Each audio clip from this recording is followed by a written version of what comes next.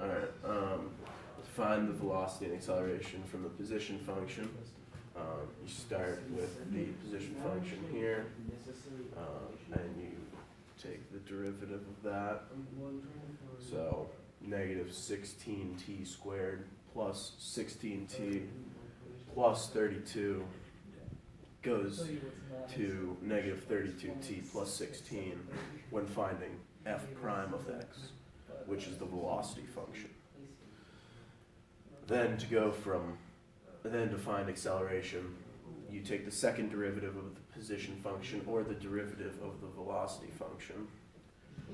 And so f double prime equals negative 32. Well, maybe not.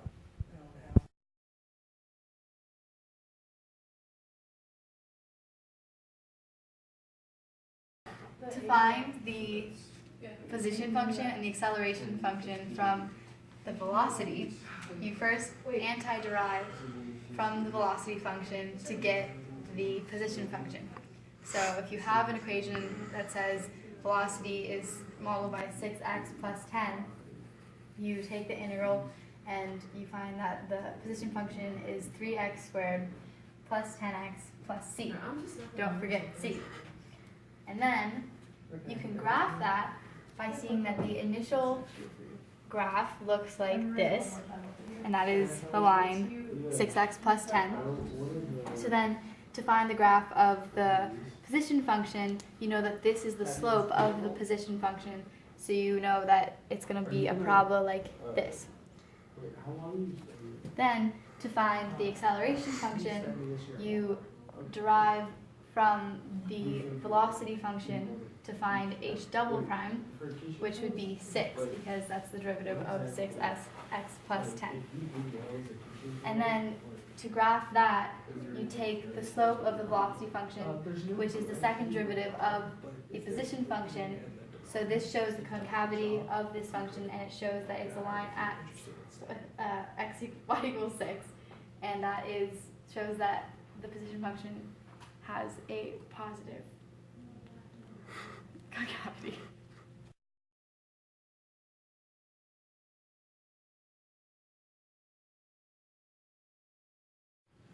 Finding position and velocity from acceleration. So when we start with acceleration, that is f double prime, and that is equals 12. And you can antiderive, also known as integrating, to find f prime of x, which equals 12x plus c. And then when we take the integral, the second integral, we find f of x, and f of x equals 6x squared plus cx plus c. And that all simplifies down to 6x squared plus c.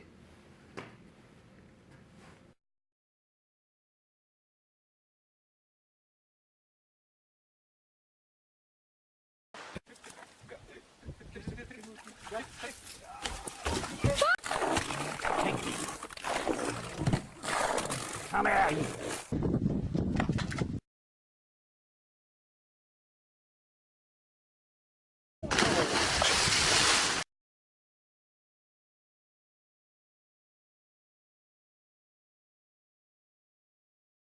So now we're going to do a real life example.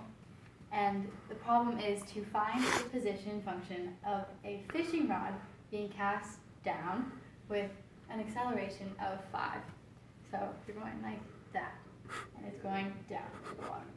So if you know that the acceleration is 5, you can do the same process that we did with the last problem, and you find the integral of that to find velocity.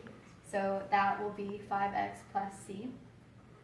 And then to find the position function, you antiderive again and find 5 over 2x squared plus cx plus c, which again simplifies to just be 5 over 2x squared plus c. And that is the height function of the fishing rod.